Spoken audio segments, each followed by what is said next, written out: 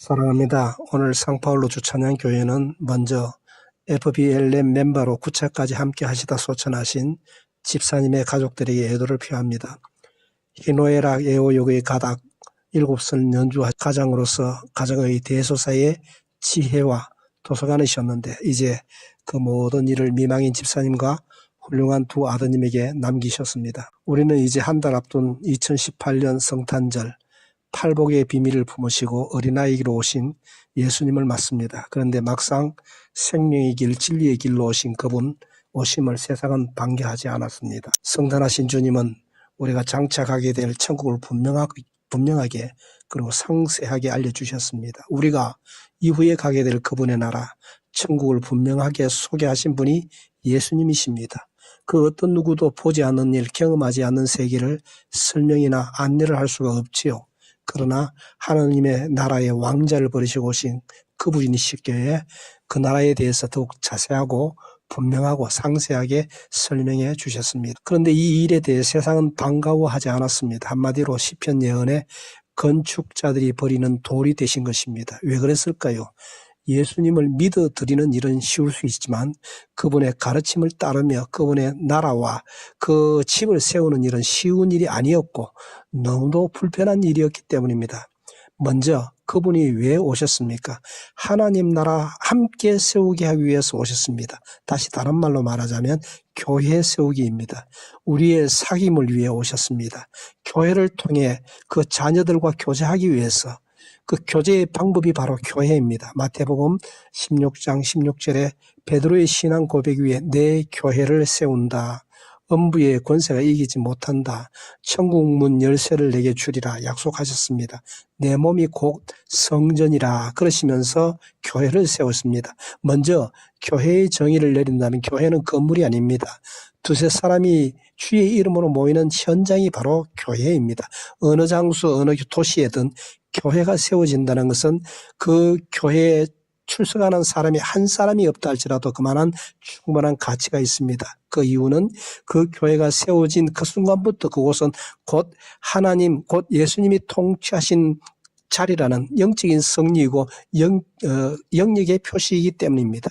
교회로 오신 주님은 주님 다시 오실 때까지 4가지의 역할을 주셨습니다. 영어의 교회는 처치, 독일어로는 키르케라 부르는데 이것은 헬러 큐리오스, 곧 주님. 결국 다른 말로 말하자면 예수님을 주님으로 모시는 공동체가 교회라는 의미입니다. 그래서 교회는 머리가 되시는 그 교인들은 지체고 아름다운 신부입니다.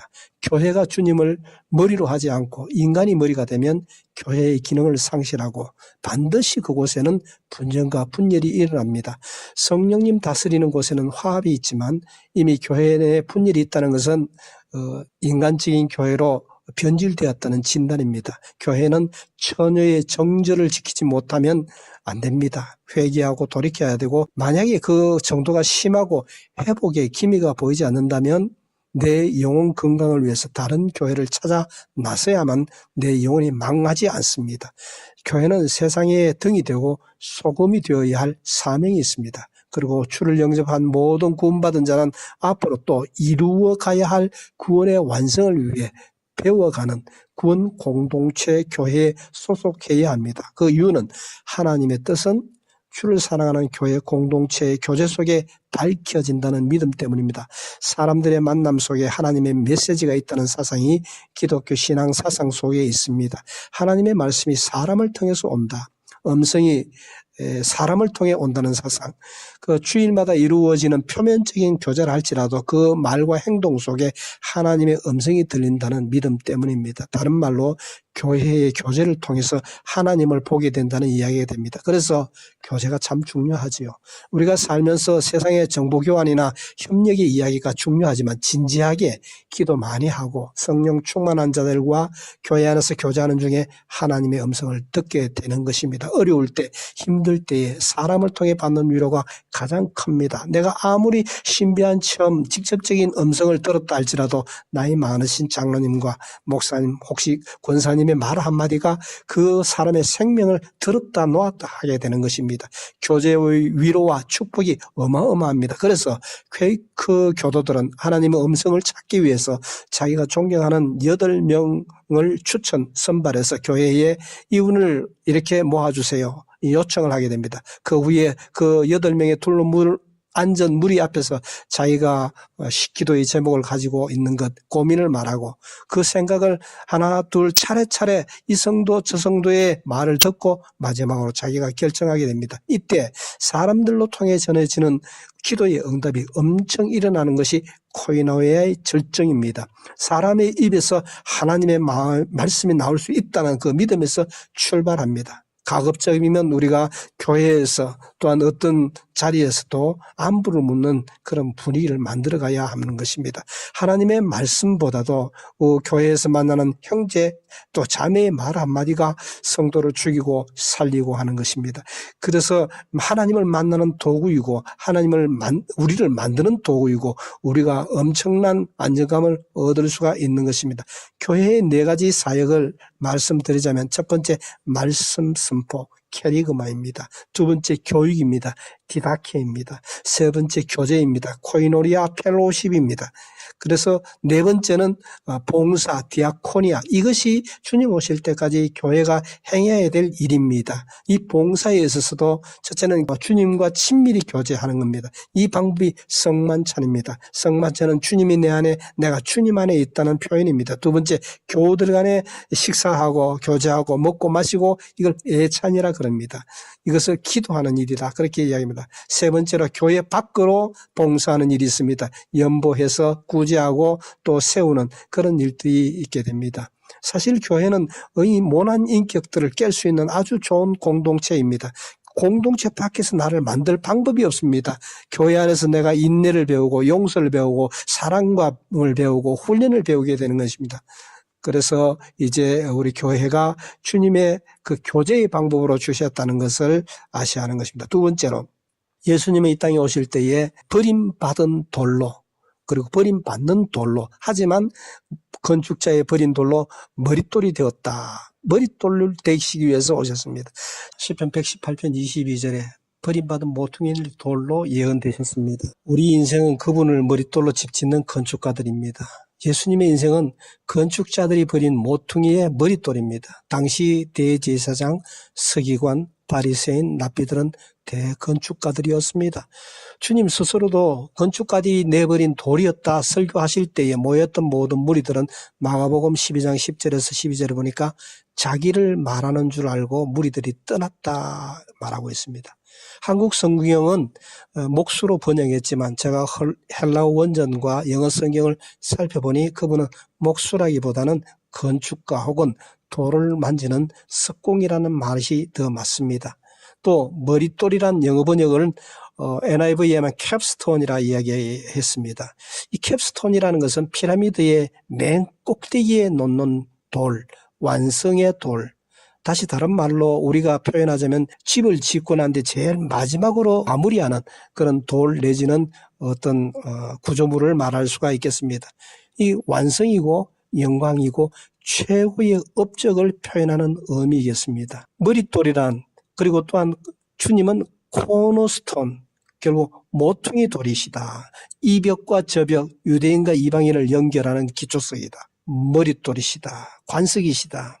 우리가 영어로 말할 때 아키텍처라는 건축가라는 말이 나오는데 여기에서 헬라어나 텍토노스 말을 가져와서 건축가다. 텍토는 사실은 석공이라는 의미입니다. 건축가들이 버린 돌, 우리와 우리의 인생은 그분을 머릿돌로 집짓는 건축가들입니다. 모래 위가 아닌 반석 위에 집짓는 우리 인생들입니다. 모퉁이 돌, 곧 코너스톤, 이 벽과 저 벽을 연결하는 유대인과 이방인을 연결하는 기초석, 버림받은 머릿돌이란 이 머릿돌이란 영어 번역에 보니까 NIV에는 캡스톤이라고 이렇게 설명하고 있습니다. 이 캡스톤이 뭔가 살펴보니까 피라미드 맨 꼭대기의 정상에 마지막으로 덮는 관석, 머리석, 건축물의 백미가 되고 건물의 완성이 되고 최고의 영광을 포함하는 것입니다. 사실은 예수님이 이 버림받은 돌로 오셨다. 인생을 두고 버림받는다는 것은 너무나 가슴 아픈 일입니다. 어떤 형편에서든지 부모에게 버림받는 자녀, 또 자식에게서 버림받는 이 부모님, 이 평생의 상처입니다. 실연의 아픔도, 진학의 아픔도, 취직에서 낙오되는 일도 버림받는 일일 것입니다. 건축자들이 볼 때 쓸모없다 버린 돌인데 어쩌다가 시간이 지나서 마지막 건축의 백미를 장식하는 그런 머릿돌이 되신 것이 예수님이시다. 모퉁이의 머릿돌을 보면은 언제 누가 이 건물을 지었는지, 이 건물의 이름이, 성격이 무엇인지 사연을 적어서 그 건물 들어갈 때 맨 처음으로 보게 하는 것이 머릿돌이 아니겠습니까? 버려진 돌이 머릿돌이 될 것이다. 이것이 머릿돌의 영광입니다. 빛입니다. 성경에 의하면 그분은 심판석이다 해서 뜨인 돌로, 또 모퉁이 돌이다 해서 연결석으로, 흰돌이시다 성리석으로서, 또 우리의 믿음의 기초의 집을 기초석이 되시는 반석이시다. 그렇게 말씀하고 있습니다. 실제 예수님이 죽으시고 부활하시고 떠나가신 후에 예수님의 제자들이 예수님의 인생을 표현하기를, 너희가 십자가에 못 박혀 죽으시고 너희가 그렇게 괴롭혔던 그 예수가 부활하셨는데 그것이 마치 건축자들이 버린 돌로, 진모퉁이의 머릿돌로 된 것과 같다. 이렇게 표현하고 있는 것입니다. 예수님의 3년 인생이 정말 버려진 돌이었습니다. 유대 주류 사회에서 철저히 버림받았고, 바리새인이, 제사장이, 서기관들이, 로마의 제국의 빌라도가 십자가에 내어주고, 심지어 고향 사람들까지 미친놈이라고 이렇게 버리는 그런 일들로 보게 되었고, 또 예수님의 제자 가룟 유다가 돈에 의해서 팔아버리는 버림과, 또 12제자들도 서서히 하나 둘 결국은 예수님을 버리는 사건을 경험하게 되었던 것입니다. 버림받았다는 것이 세상에서 얼마나 마음이 아픕니까? 세상에서 가장 큰 상처가 있다면 그것은 버림받은 추억이고 버림받은 아픔일 것입니다. 그리고 평생이 그 버림받은 트라우마, 강박관념이 지배할 것입니다. 근데 문제는 성경에 나오는 모든 인물들은 버림받은 사람들이었다는 것입니다. 예를 들어보자면 모세도 나자마자 나일강에 버림받았지만, 그러나 버림받은 그 상처에 무너지지 아니하고, 또 그런 버림받은 그 상처를 안고 살지 아니하고 일어나고 극복해서 결국은 상처 없는 자로 세상을 이겨내었다는 것입니다. 모세는 나면서부터 나일강에 버려집니다.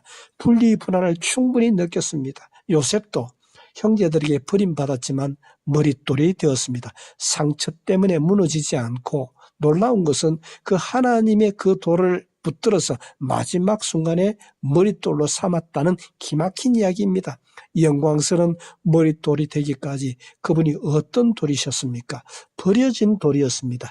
걸림의 돌이었습니다. 우리 경험에 의하면 버림받았다는 것이 얼마나 마음 아픈 일입니까? 세상에서 가장 큰 상처가 어쩌면 버림받은 상처일 것입니다. 내게 있어서도 버림받은 트라우마가 참 큽니다. 버림받는 일에 대해서 우리는 너무나 스트레스, 강박관념이 커서 인생을 영향 끼칠 수가 있는 것입니다. 모든 상처의 근원은 어쩌면 버림받음입니다. 우리가 그래서 서로서로의 버림 주는 그런 상처를 주지 않기 위해서 조심해서 사는 것이 그리스도인의 삶일 것입니다. 예수님의 3년 인생은 참 마음이 아픕니다. 혹이라도 내가 마음에 버림받은 상처가, 또 상처를 준 일이 있으면 하는 그런 회개되는 마음입니다. 주님은 버려진 인생이었습니다. 유대 주류 사회에서 철저히 버림받았습니다. 제사장, 바리새인, 서기관들에 의해서 철저히 버림받았습니다. 심지어 로마 제국의 빌라도에게서까지 버림을 받아서 재판을 받습니다. 십자가에 내어주고, 심지어 고향 사람들도 미쳤다는 이야기가, 또한 심지어 8남매의 장남으로 태어난 예수님도 가족들에게서도 미움을 받고 버림받고 12제자들도 차례차례 버렸습니다. 마지막에는 하나님이 나를 버릴 줄은 몰랐다고 그렇게 고백하고 있습니다. 인생을 두고 버림받는다는 것은 너무나 가슴 아픈 일입니다. 어떤 형편에서든지 버림받은 자녀, 아기의 아픔은 평생의 상처입니다. 시련의 아픔도 취업의 낙방의 아픔도 큽니다. 건축자들이 볼 때 쓸모없다 버린 돌인데 그것이 어쩌다가 시간이 지나서 마지막 건축의 백미를 자랑하는 차지하는 머릿돌이 된 것입니다. 우리 건축물의 머릿돌에서 언제 누가 어떤 의도로 지었다는 것이 그 머릿돌에 다 기록이 되고 있습니다. 버려진 돌이 머릿돌이 된 것입니다. 그래서 머릿돌은 영광입니다. 빛입니다. 최고의 기쁨입니다. 성경에 의하면 예수님은 심판석이시다, 뜨인 돌이시다, 모퉁이 돌이시다, 이벽과 저변을 연결하는 코너스톤 연결석이시다, 흰 돌이시다, 승리석이시다, 우리의 믿음의 집을 지을 기초석이라고 예수님은 말씀하시고 있습니다. 마지막으로 저들이 예수님을 버렸을 때에 또 사람들에게서 철저히 외면당하셨을 때에 그 버려진 인생을 이길 수 있었던 비결이 무엇입니까? 그것은 앞으로 나를 머릿돌 만드실 것을 믿었기 때문입니다. 다른 말로 말해서 늘 최선의 나라, 하나님 나라를 그 마음속에 묵상하고 새기고 있었던 것입니다. 예수님은 하나님 나라 팔복을 설교하시면서 장차 이루어질 천국을 앞당겨 사신 분이셨습니다. 그래서 세상이 땅을 말할 때 하늘을 말하셨고, 부귀영화를 말할 때에 가난을 말씀하셨고, 세상의 높임을 말할 때에 낮아짐을 말하셨고, 앞장선 사람을 말할 때 꼴찌의 아름다움을, 넓은 문을 말할 때 좁은 문을, 그리고 경쟁을 이야기할 때에 화평을, 자기 자랑을 말할 때 하나님 사랑과 이웃 사랑을 말씀하셨습니다. 이 땅에서 하늘을 사는 자가 결국은 걸림돌이 되기도 하지만 또 버림을 당할 수밖에 없는 일이겠지만, 그러나 마지막 머릿돌이 된다는 그 믿음이 있어야 되는 것입니다. 이것이 성탄 메시지의 의미인 것입니다. 세상에서 버림받지 않고 상처받지 않는 분이 과연 우리 중에 누가 있겠습니까? 그러나 성경은 버림받았기 때문에 포기한 자는 없습니다. 버림받았기 때문에 하나님 안에서 모퉁이 돌이 되었고 머릿돌이 된 것입니다. 솔직히 우리가 세상에 머릿돌을 구한다면 하나님에게서 버림받았을 것입니다. 그런데 세상에서 버림받은 선택을 함으로 말미암아 하나님 앞에 선택받은 머릿돌이 될 것입니다. 세상 사람들에게 발에 차이고 저기 차이고 상처 있고 저기 상처받고 골마 터진 그 모든 마음들을 주님이 새롭게 하시기 위해서 성탄하셨고, 그 성탄하신 주님은 우리를 머릿돌로 만드시는 계획 중에 있습니다. 우리를 일꾼 만드실 것입니다. 하나님이 기뻐하시는 제일 멋진 그런 돌로 만드실 것입니다. 멋진 쇠돌을 쓰지 않으시고 이리저리 쓸모없다 버려지는 돌일지라도 내쳐지는 모퉁이 돌이 될지는 몰라도, 그러나 하나님은 그 과정 가운데 우리를 깎고 또 깎아 부드러운 마음과 또 가장 필요한 돌로 만들어서 위대한 자로 하나님의 머릿돌로 세워주실 것을 약속해 주셨습니다. 이것이 성탄의 의미인 것입니다. 결론을 맺겠습니다. 만복의 근원으로 오신 예수 그리스도, 그분은 우리에게 교회를 주셨습니다.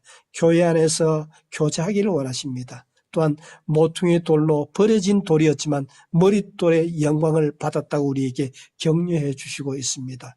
뿐만 아니라 이 시대를 향해서 택하신 족속이고 선택받은 나라요 왕같은 제사장으로 부름받은 하나님의 자녀라고 말씀하고 있습니다. 우리를 신비한 천국 저 나라에까지 우리를 임마누엘로 함께 하시면서 성공적으로 이끌고 있으니 아파하지 말고 아픔 속에서도 하나님 빛 안에서 엄청난 소망을 위로 삼고 승리하라 만복의 근원자로 오신 것입니다. 기도하십시다.